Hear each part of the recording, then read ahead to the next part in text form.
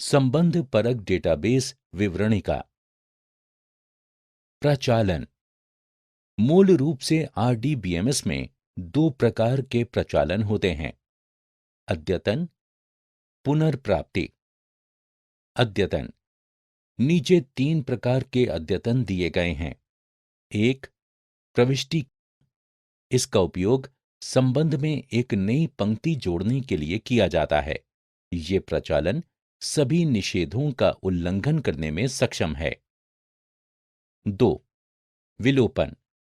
ये प्रचालन संबंध से पंक्ति को हटाने में सहायता करता है।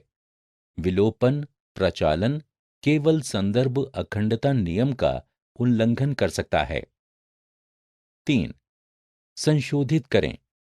ये प्रचालन मौजूदा पंक्तियों के कुछ गुणों में मूल्यों को बदलने में सहायता करता है। हमें सुनिश्चित करना होता है कि संशोधन न तो प्राइमरी कुंजी न ही विदेशी कुंजी पर किया जाना चाहिए। पुनर्प्राप्ति प्रचालन। ये प्रश्नोत्तरी की सहायता से तालिका से डेटा पुनर्प्राप्त करने में सहायता करता है। संबंध परक डेटा मॉडल पर किसी भी अखंडता निषेध का उल्लंघन नहीं होता है। संबंध परक डेटाबेस विवरणिका तैयार करना। संबंध परक डेटाबेस तैयार करने के लिए हमें कुछ नियमों का पालन करना होगा। 1.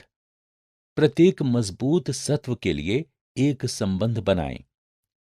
प्राइमरी कुंजी वाले प्रत्येक सत्व के लिए एक अलग तालिका बनाई जाती है जिसमें उस सत्व के सभी साधारण गुण शामिल होते हैं।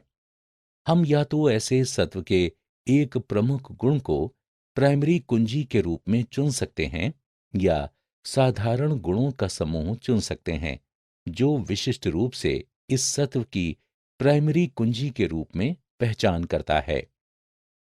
2.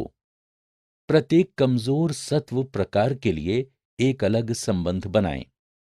हम जानते हैं कि प्रत्येक कमजोर सत्व को स्वामी सत्व और एक संबंध की आवश्यकता होती है जिसके माध्यम से उस कमजोर सत्व की पहचान की जा सकती है। प्रत्येक कमजोर सत्व के लिए एक अलग संबंध बनाया जाता है। 3. द्विआधारी 1. n संबंध प्रकार में भाग लेने वाले सत्व प्रकारों की पहचान करें। संबंध के n पक्ष पर पहले संबंध और ऐसे संबंध के एक पक्ष पर दूसरे को पहचानना। दूसरे संबंध की प्राइमरी कुंजी को पहले संबंध में इसकी विदेशी कुंजी के रूप में जोड़ा जाना चाहिए। 4. द्विआधारी m. n संबंध प्रकार में भाग लेने वाले सत्व प्रकारों की पहचान करें। ऐसे संबंध के लिए हमें ऐसे संबंध को दिखाने के लिए एक नई तालिका बनानी होती है। इस नई तालिका को तालिकाओं की प्राइमरी कुंजी को जोड़ना चाहिए जो भाग लेने वाले सत्व प्रकारों को विदेशी कुंजी के रूप में दिखाती है।